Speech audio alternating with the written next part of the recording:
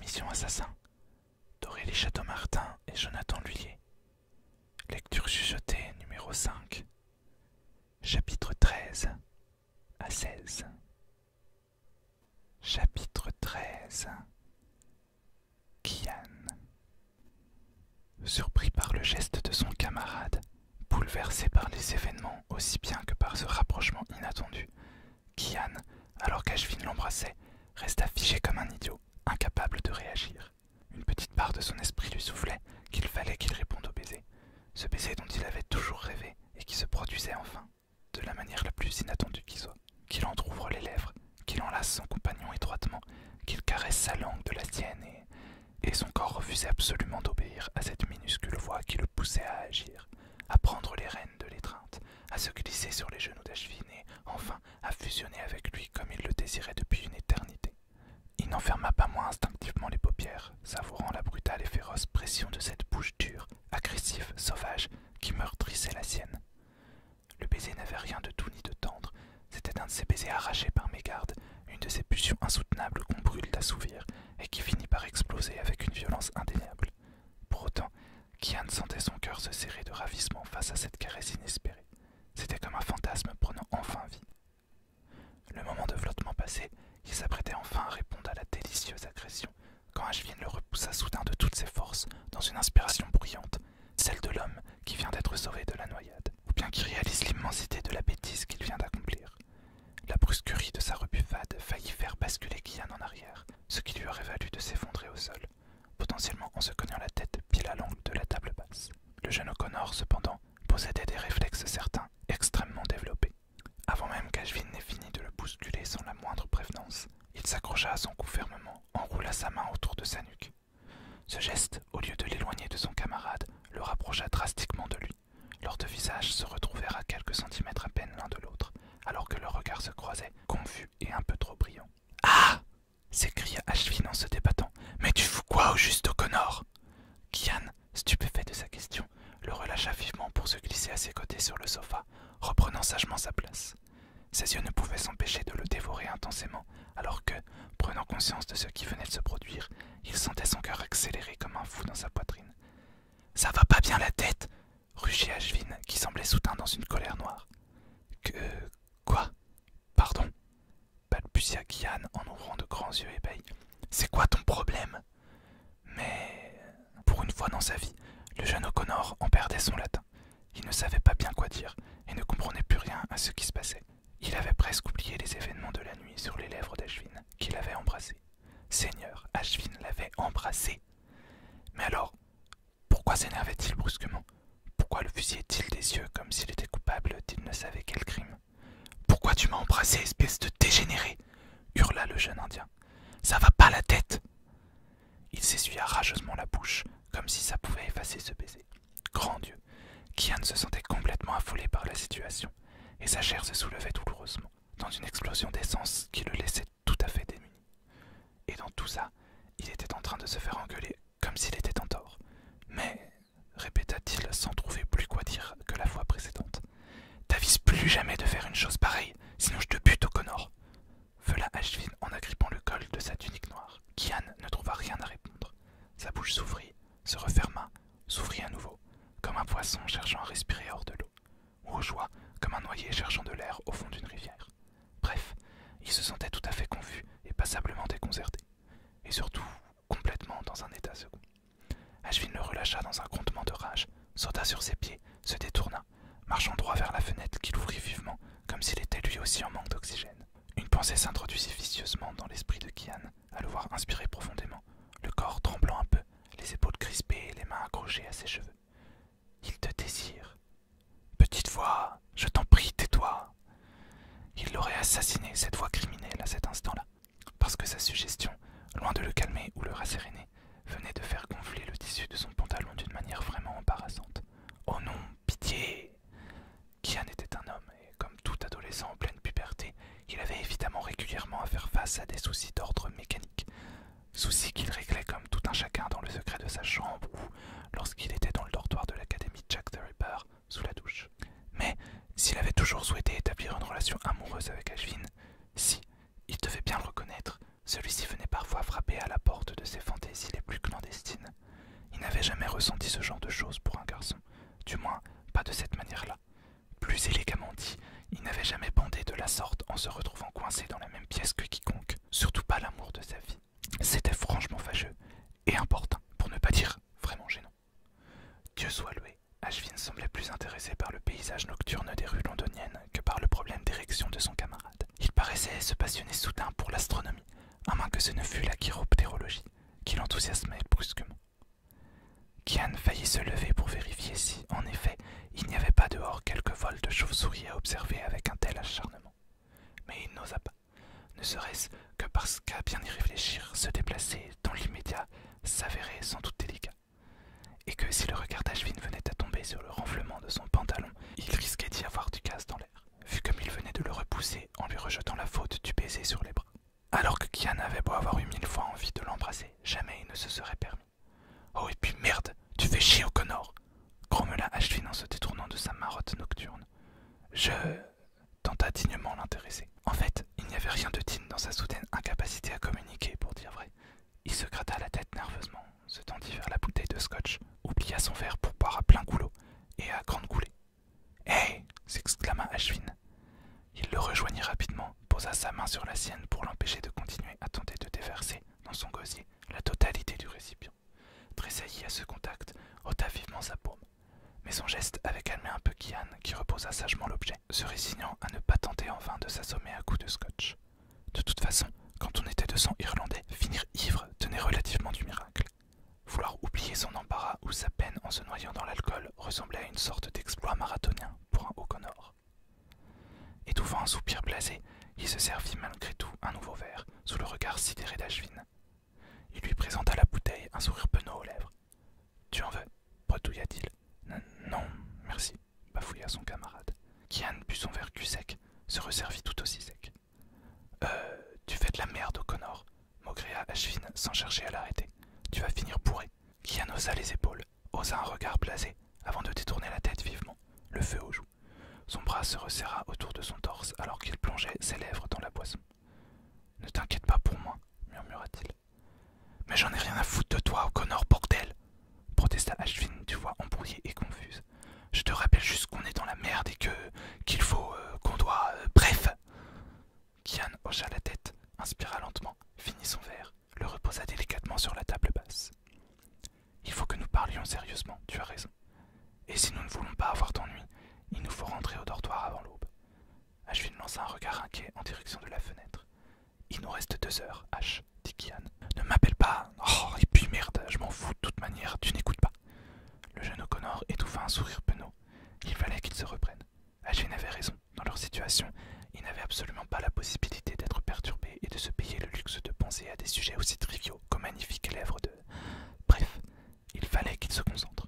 Et non, le baiser n'était pas un élément déstabilisant qui venait de faire exploser le monde intérieur de Kian. Et non, il n'avait pas du tout envie de... Ashvin détourna les yeux et son visage s'assombrit dramatiquement, rappelant Kian à l'ordre. Celui-ci réalisa qu'il était littéralement en train de dévorer son camarade du regard, avec envie, avec espoir, et, oui, ma foi, aussi honteux que ça lui semble, avec un brin de concupiscence, il devait bien le reconnaître. Il s'éclaircit la gorge, ce qui fit sursauter Ashvin, se resservit un dernier verre de scotch pour se donner la force de passer aux choses sérieuses. Pas de la manière qu'il l'aurait souhaité, hélas. Oh, il aurait eu envie de pouvoir s'enivrer comme n'importe quel homme et lâcher la bride de ses sentiments, se jeter sur son camarade et il plongea sa main dans sa poche, crispa les doigts sur la missive récupérée sur le cadavre de Frank Brown, tenta par ce geste de se donner une contenance. « Ah !» s'exclama-t-il d'un coup. « La lettre !» Ashvin haussa un sourcil, l'air de ne pas comprendre. En fait, si Kian n'avait pas su que son compagnon le détestait, il aurait été persuadé que celui-ci le fixait avec une intensité à couper le souffle, ses pupilles dilatées par un désir qui faisait briller ses prunelles plus fort que la pleine lune dans le ciel, là-bas dehors, très loin de cette étrange bulle dans laquelle Kian s'était enfoncé et dont il n'arrivait pas tout à fait à sortir, parce que décidément, la lueur qui brûlait dans les yeux d'Ashvin l'attirait à la folie. « Bordel de merde !»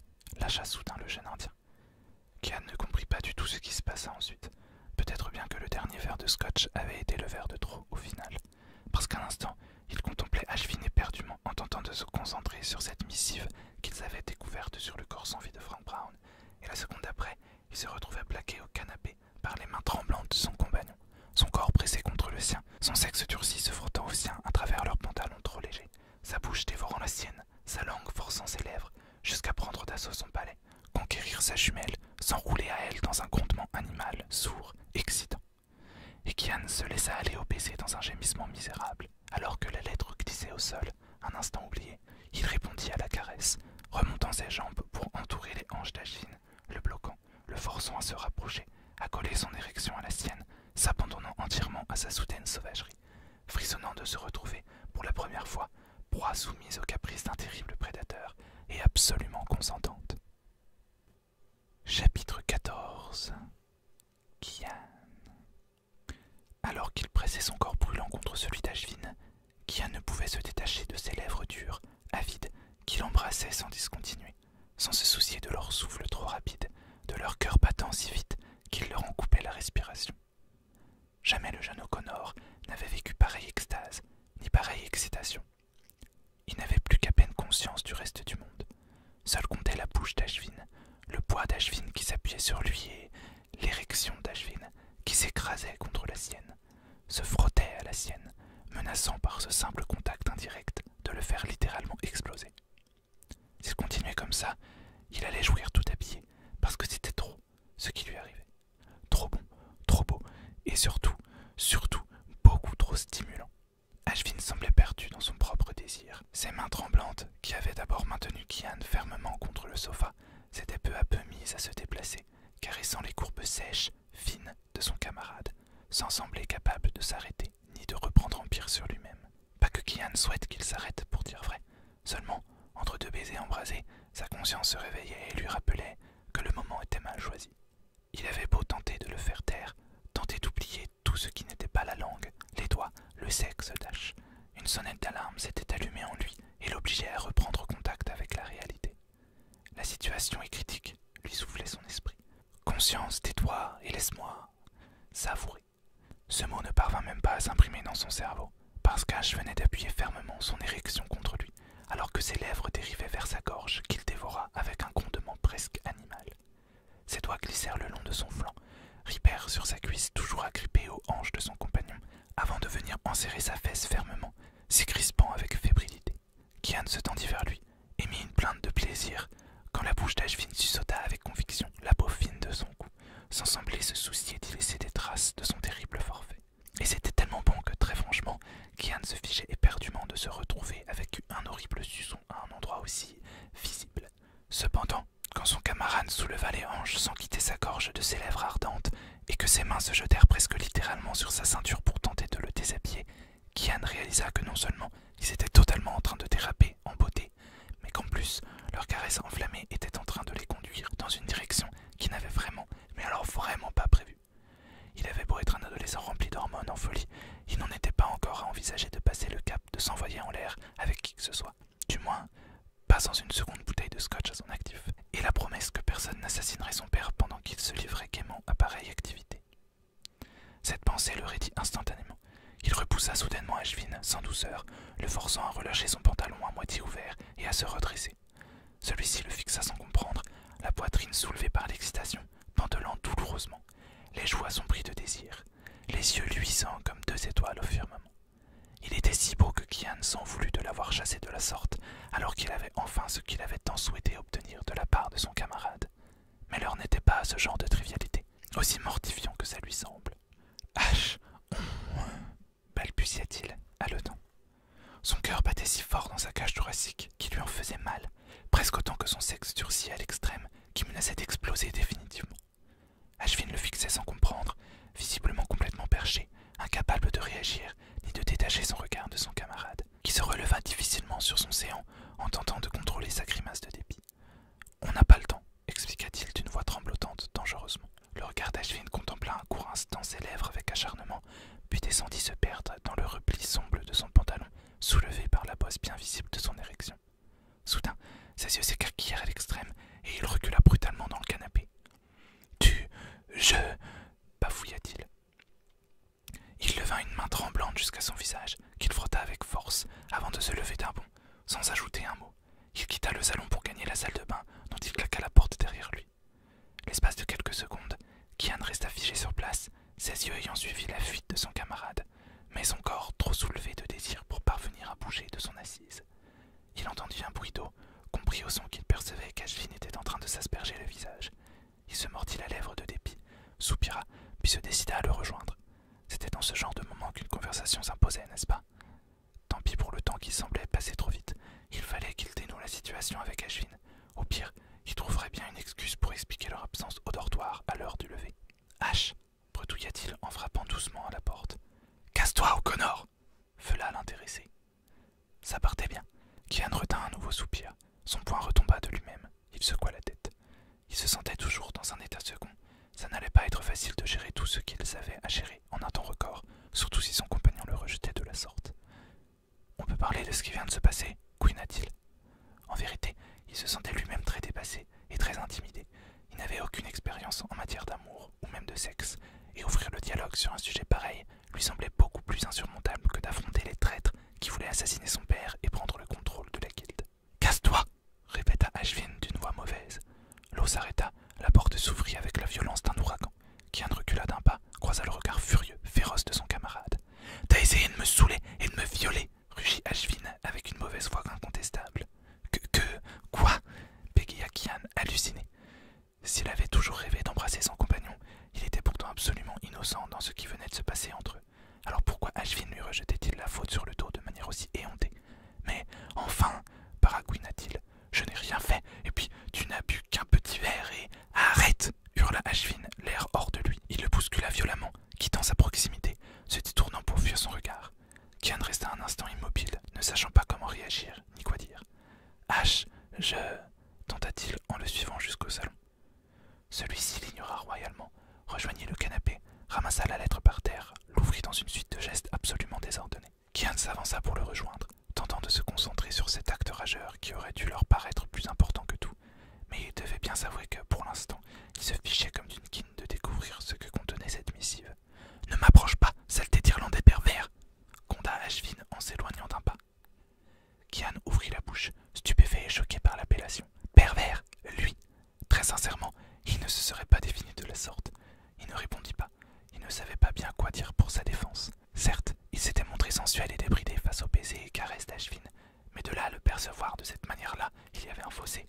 Fossé que son camarade, dans son bouleversement, ne semblait avoir eu aucun mal à franchir, rejetant ainsi sur lui une faute qui, si elle ne lui incombait sans doute pas tout à fait, était au moins très largement partagée. Ashvin déplia nerveusement la lettre qu'il tenait et froissait un peu entre ses mains, la haussa devant son visage, dans un geste absolument surfait et inutile, dressant entre lui et son compagnon une barrière presque palpable. Il était clair qu'il regrettait ce qui venait de se passer aux grandes dames de Kian. « Oh !» lâcha-t-il soudain, alors que ses doigts se crispaient brutalement sur la missive. « Que dit la lettre ?» demanda vivement Kian, en se glissant près de lui dans un mouvement fluide et trop rapide pour qu'Ashvin ait le temps de le repousser encore. Celui-ci, à le voir soudain si près de lui, se crispa infiniment, et lui lança un regard assassin, avant de lui tendre le papier et de s'éloigner de 2 bons pas. Frustré, mais soudain à nouveau conscient de la gravité de leur situation, le jeune O'Connor se plongea dans la lecture de la missive, tâchant de se concentrer sur l'écriture en pâte de mouche de Frank Brown. Dernier avertissement. J'ai réuni les informations nécessaires à démanteler votre conjuration. Si vous refusez de m'aider à disparaître de Londres et d'accéder à mes conditions, je vous dénoncerai à la guilde. Ne tentez pas de vous en prendre à ma vie. J'ai les éléments nécessaires pour vous jeter à bas si je venais à mourir. XXX. Il fronça les sourcils, relut la lettre, puis encore une fois, puis une dernière, tentant de lire entre les lignes. Les éléments nécessaires pour vous jeter à bas, murmura-t-il, citant le texte. Il releva les yeux, fixa Ashvin avec sérieux. Tu penses à ce que je pense? Maugréa ce dernier en détournant vivement les yeux. Kian acquiesça gravement. Il nous faut retourner chez Frank Brown, affirma-t-il, et fouiller ses affaires avant que quiconque n'en ait l'idée et ne fasse disparaître d'éventuelles preuves de l'implication de Mr. Finnegan dans ce sinistre complot. Chapitre 15. Ashvin. Alors qu'il se dirigeait vers les catacombes pour la 2e fois en seulement quelques heures, Ashvin était un peu absent. En réalité, il était complètement perdu et ne savait plus quoi penser de rien en fait. Ni du complot visant le père de Kian et la guilde tout entière, ni de son comportement de tout à l'heure, et encore moins de celui de Kian. L'adolescent avait tout tenté pour le faire craquer et le forcer à l'embrasser, à lui sauter dessus pour qu'au final, Monsieur l'Irlandais le repousse. Pourquoi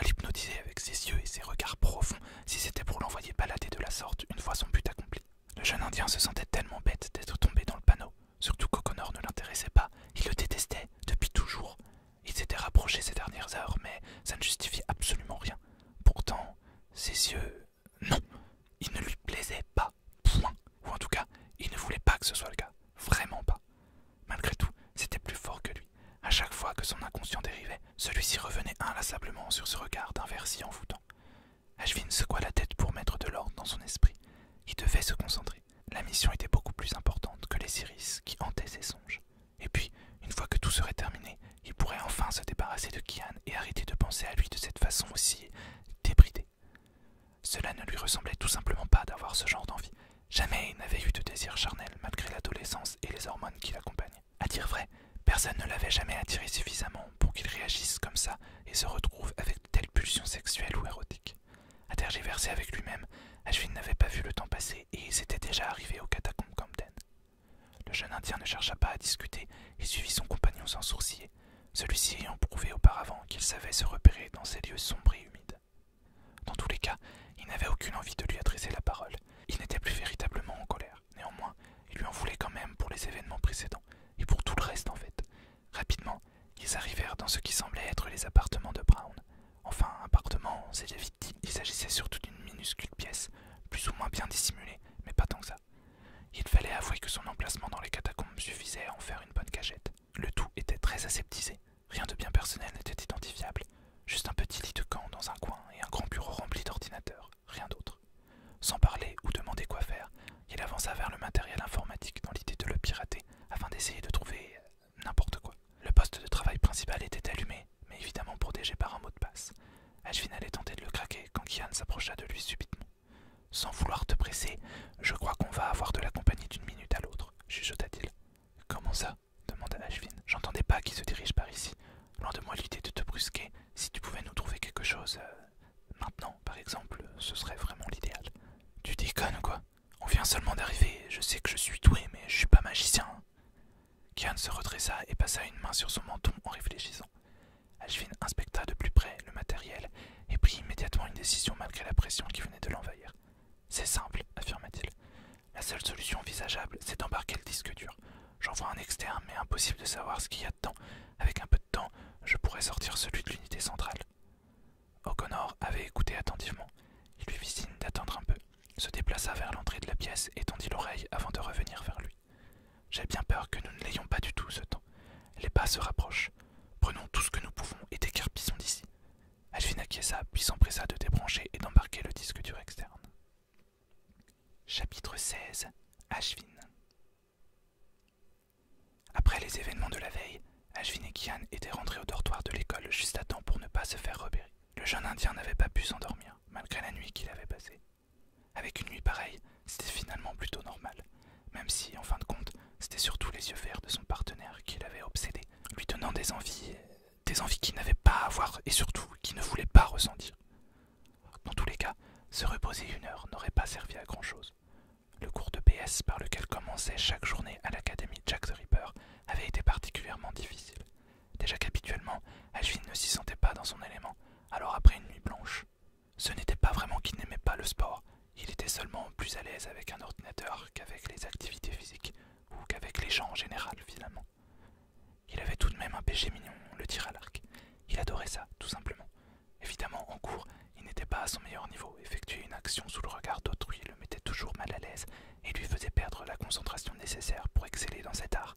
Car oui, le jeune homme considérait bel et bien le tir à l'arc comme un art. Quand il pratiquait, plus rien d'autre ne comptait. Son attention se retrouvait à son maximum et il se sentait presque en symbiose avec son arme. Il adorait d'ailleurs s'exercer chez lui, avec l'arc de sa mère, dans la salle d'entraînement spécialement aménagée pour une telle pratique. De plus, c'était grâce à cette activité qu'il entretenait la mémoire de celle-ci, bien qu'il ne l'ait jamais vraiment connue, si quelqu'un l'avait déjà connue sincèrement. Espionne internationale, elle était tombée amoureuse de l'assassin envoyé pour la tuer, un véritable début de film d'action romantique à l'américaine. Malheureusement, la vie n'est pas une comédie romantique, et sa mère était partie du jour au lendemain, sans donner d'explication et sans jamais revenir. Son fils n'avait même pas l'âge de garder ces événements en mémoire. Ashvin secoua la tête pour remettre de l'ordre dans son esprit. Au moins, ses souvenirs lui avaient évité de penser à Kian et à ses yeux maléfiques. Le jeune Indien était assis dans un coin tranquille de la bibliothèque où l'on ne viendrait pas l'ennuyer. À peine quelques jours après son arrivée à l'académie, alors en quête d'un peu de solitude, il s'était réfugié tout au fond de cette aile de l'école, là où personne n'allait jamais. Il avait découvert une petite alcôve bien cachée, complètement entourée d'étagères, toutes remplies de livres. rien cacher, un ordinateur à la pointe de la technologie se trouvait sur la table centrale. Le paradis sur Terre, en somme. Depuis bientôt une demi-heure, il essayait de craquer le disque récupéré la veille. Il le sentait, il approchait du but. Alors, du nouveau, Ashvin sursauta avant de relever la tête avec un regard meurtrier et stupéfait pour découvrir Kian, tout sourire, en train de s'asseoir à côté de lui. Le garçon soupira. « Comment tu m'as trouvé ?» demanda-t-il.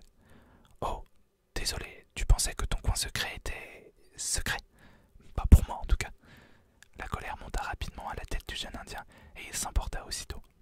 « Ah ben oui, j'oubliais, monsieur le prince des assassins de caniche sait tout sur tout et est un bon gros harceleur. En fait, ça fait un moment que tu rêves de me coincer et de me violer comme t'as tenté de le faire hier soir, hein, avoue. » Le visage de Kian se décomposa, de stupeur et d'incompréhension. Ashvin ne lui donna cependant pas l'opportunité de lui répondre. « Laisse tomber, on a plus important à faire, comme sauver la guilde de... Ah ben oui, j'oubliais, de certains membres les plus éminents de l'école. Facile. Enfin bref, j'ai bientôt fini de décoder le disque dur, alors merci de rester silencieux et de me laisser me concentrer. » Kian leva les yeux au ciel. Il semblait à la fois triste et contrarié. Ashvin n'y prêta pas davantage attention et s'appliqua à la tâche.